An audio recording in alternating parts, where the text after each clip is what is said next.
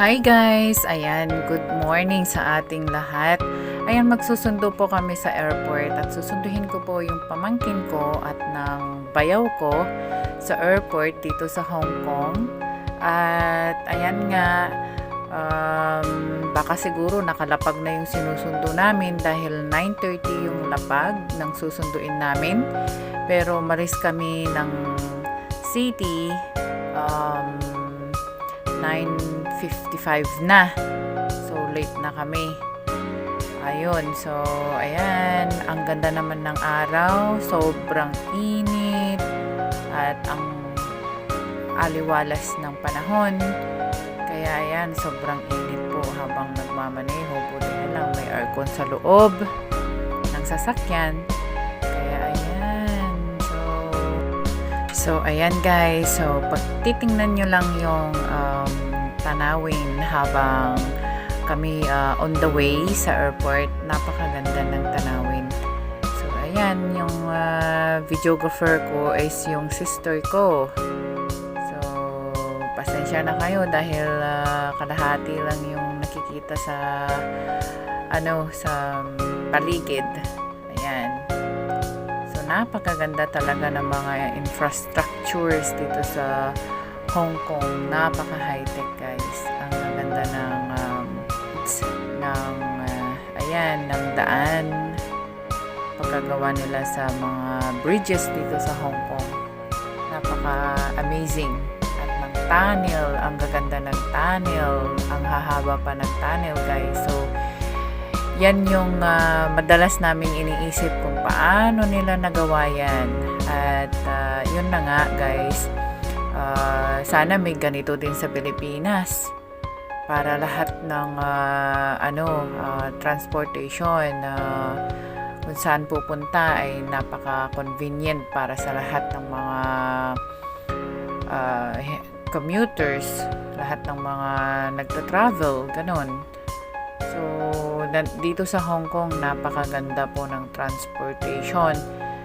Dito sa Hong Kong is also one of the best transportation in the whole world.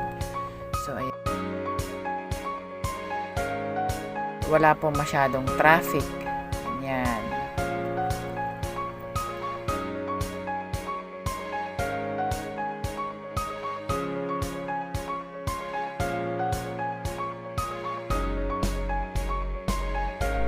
So, ayan guys, nandito na tayo sa pinakamahabang bridge dito sa Hong Kong, ang Tsim Ma Bridge. So, ayan, nandito na kami sa airport, nakarating din kami sa wakas. Pero, yung sinusundo namin guys ay sabi nila, 30 minuto nang nag-aantay sa amin. Kaya, ayan, late po kami.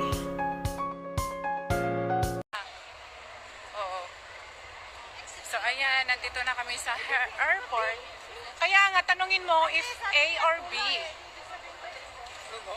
Malay mo, baka dulo doon. Tapos, dulo doon or ano doon. Ang daming dulo ang sinabi. Hindi kasi nila alam kung saan hanapin yung sinusundo. Palibhasa, dumating na yung sinundo bago ang nagsundo sa airport. Ayan, so hinahanap namin yung aming sinusundo dahil umupo na lang sila sa may tabi habang nag-aantay sa amin. Hi, good morning. Hello sa viewer. Yes. Oh. Saan? Where are they? Welcome to Hong Kong! Hello! Asus! Asus! Late ang nagsundo! Wawa naman! Nasaan siya? Wala man lang kiss dyan! Kiss! Kawawang RR, nag-antay. Aww! Hello! Welcome, galit! Galit siya! Tagal niyo na ba nag-antay? Isang oras na? Oh, ayun siya. Isang oras na daw sila nag-antay. Uy, dalaga na siya. Yung binubuhat ko lang dati pag nagbabakasyon ako. Let's go na. Umihi ka na? Oh, isang oras na kayo nag-antay? 30 minutes, okay. Kasi,